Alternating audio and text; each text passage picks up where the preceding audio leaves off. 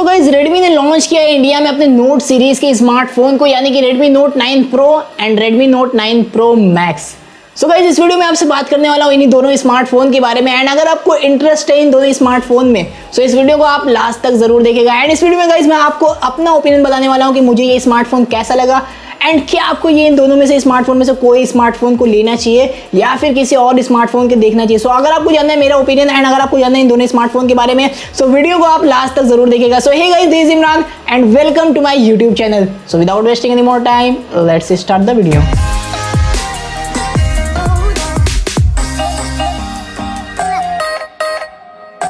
सो guys सबसे पहले अगर मैं बात करूं इन दोनों ही स्मार्टफोन की डिजाइन की, सो लुक वाइज दोनों ही स्मार्टफोन बिल्कुल ही सेम है। एंड ऑनेस्टली अगर मैं बताऊं तो मुझे इन दोनों ही स्मार्टफोन की जो डिजाइन वो काफी ज्यादा अच्छी लगी। अब ये मेरा पर्सनल ओपिनियन है, मे भी आपको उतनी अच्छी ना लगी हो। सो ओवरऑल मेरे हिसाब से डिजाइन काफी ज्यादा अच्छी है एंड काफी ज्यादा इंप्रूव किया है रेडमी ने।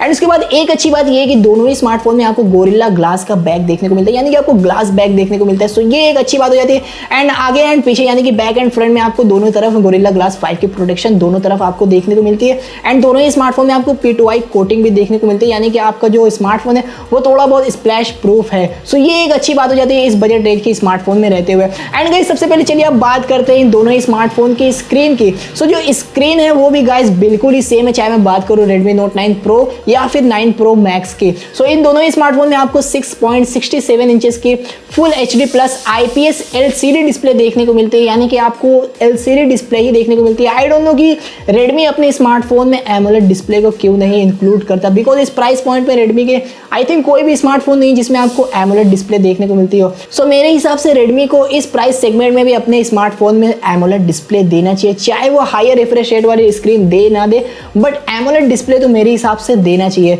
सो ओवरऑल डिस्प्ले के मामले में आपको सबसे बेकार बात तो मुझे यही लगेगी, ना ही आपको इसमें कोई हायर रिफ्रेश रेट वाली स्क्रीन मिलती है, ना ही आपको एमोलेड डिस्प्ले मिलती है। सो ओवरऑल डिस्प्ले के मामले में मैं कुछ भी नहीं कह सकता, बिकॉज कुछ खास नहीं है। एंड उसके बाद अगर मैं परफॉर्मेंस की बात करूं तो एक अच्छी बात मुझे ये लगी कि दोनों ही स्मार्टफोन में आपको सेम परफॉर्मेंस देखने को मिलने वाली है, यानी कि सेम प्रोसेसर दोनों ही स्मार्टफोन में यूज किया गया है, जो कि स्नैपड्रैगन का 720G प्रोसेसर। अब ये जो प्रोसेसर ये 8nm की प्रोसेस टेक्नोलॉजी पे बेस्ड है। एंड इसी प्रोसेसर के साथ आपको एक रियलमी का भी स्मार्टफोन मिलता है, जो कि रियलमी 6 प्रो।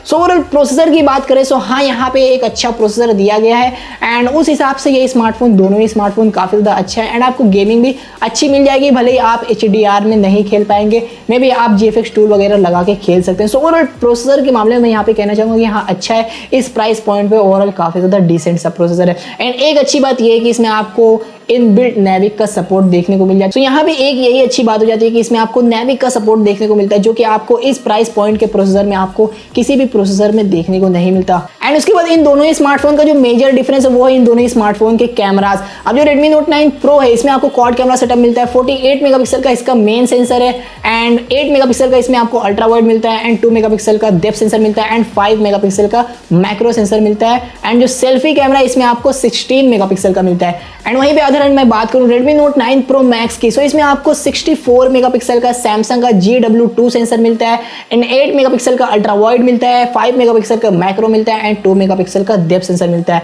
एंड सेल्फी में आपको यहाँ पे 32 मेगापिक्सल की सेल्फी मिलती है। सो ओवरऑल नंबर्स तो ज्यादा मैटर नहीं करते, मैटर करता है तो क्वालिटी की, किस स्मार्टफोन में आपको किस तरह की पिक्चर क्वालिटी मिलती है, किस तरह की उसमें पोस्ट प्रोसेसिंग आपको देखने को मिलती है। सो ओवरऑल कैमरा की बात करूँ तो कैमरा काफी ज्यादा अच्छा है, काफी ज्यादा इंप्रेसिव है। बट यहाँ पे मैं सोच ये रहा था कि इसमें आपको सोनी का IMX686 मिलेगा रेडमी नोट 9 प्रो मैक्स में, बट ओवरऑल यहाँ पे आपको सैमसंग का GW2 सेंसर मिलता है। सो देखते हैं कि इसकी परफॉर्मेंस कैसी होती है एंड किस तरह से आपको इस वीडियो इस स्मार्टफोन में आपको इमेज एंड वीडियो क्वालिटी देखने को मिलती है। एंड इन दोनों ही स्मार्टफोन में आपको 5020 mAh की बैटरी देखने को मिलती है। अब तक के किसी भी रेडमी फोन में इतनी बड़ी बैटरी आपको देखने को नहीं मिलती थी।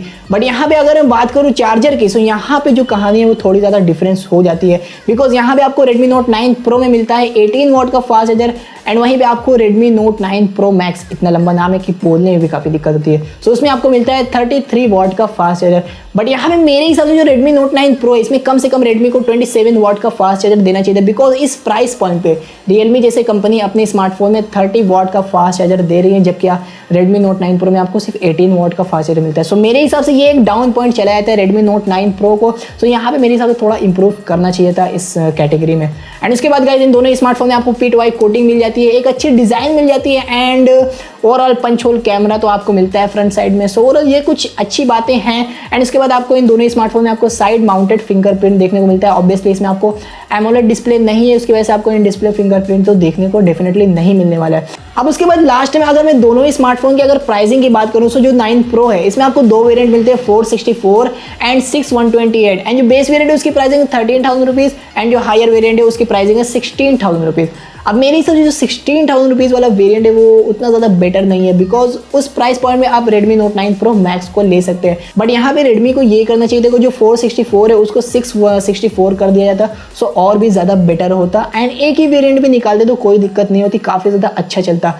एंड वहीं पे अगर मैं बात करूँ Redmi Note 9 Pro Max की, तो इसमें आपको मिलती हैं तीन वेरिएंट 664, 6128, 8128। बेस वेरिएंट की प्राइसिंग है 15,000 रुपीज़ एंड जो 6128 है उसकी प्राइसिंग है 17,000 रुपीज़ एंड जो 8128 है उसकी जो प्राइसिंग है वो है 19,000 रुपीज़। अब अगर मैं बात करूँ सबसे पहले Redmi Note 9 Pro की कंक्लूजन की कि आपको ये स्मार्टफोन लेना चाहिए या फिर नहीं लेना चाहिए, सो मेरे हिसाब से इससे ज़्यादा बेटर मुझे Realme 6 लगा, बिकॉज इसमें आपको 90 हर्ट्ज की डिस्प्ले मिलती है एंड हाँ उसमें आपको G90T प्रोसेसर मिलता है, बट जो गेमिंग परफॉर्मेंस है वो थोड़ी ज़्यादा बेटर होने वाली है। भले ही वो 12 nm के प्रोसेस टेक्नोलॉजी बेस्ड है, बट ओवरऑल परफॉर्मेंस थोड़ी ज़्यादा बेटर तो आपको उसमें ही मिलेगी। एंड ओवरऑल अगर आपको एक लेटेस्ट प्रोसेसर चाहिए एंड आपको नेविक चाहिए, नेविक का सपोर्ट चाहिए, तभी आप इस स्मार्टफोन को ले सकते हैं। बट अदरवाइज आपको Realme 6 में ज़्यादा अच्छे फीचर्स मिलते हैं। आपको 64 मेगापिक्सल का कैमरा मिलता है एंड आपको 90 हर्ट्ज की डिस्प्ले मिलती है एंड आपको 30 वाट का फास्ट चार्जर मिलता है, जबकि आपको इसमें 18 वाट का ही मिलता है। सो मेरे हिसाब से Realme 6 ज़्यादा बेटर है Redmi Note 9 Pro से। एंड उसके बाद अगर मैं बात करूँ Redmi Note 9 Pro Max के, सो मेरे हिसाब से जो Redmi Note 9 Pro Max है उसमें कुछ खास इंप्रूवमेंट नहीं है, यानी कि सिर्फ आपको जो प्रोसेसर मिलता है वो 720G मिलता है, 33 वाट का फास्ट चार्जर एंड थोड़ी बड़ी बैटरी देखने को मिलती है, जबकि आपको ना ही सुपर एमोलेड डिस्प्ले मिलती है, ना ही हायर रिफ्रेश रेट वाली डिस्प्ले मिलती है।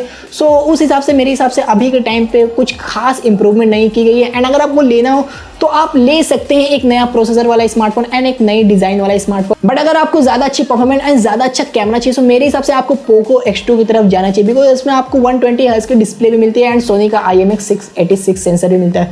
सो यहाँ पे मैं ये कहना चाहूँगी अगर आपको लेना हो तो आप डेफिनेटली ले सकते हैं, कोई ज़्यादा दिक्कत वाली बात नहीं, बिकॉज जो प्राइस है वो काफ़ी ज़्यादा अच्छी है and Poco X2 1000 rupees extra भी चार्ज करता है and Redmi Note 9 Pro Max आपको 15,000 रुपीज़ में आपको बेस्ट वेरिएंट मिल जाता है। सो मेरे हिसाब से ठीक है, ज़्यादा बुरा भी नहीं है, कुछ ज़्यादा खास इंप्रूवमेंट भी नहीं की गई है।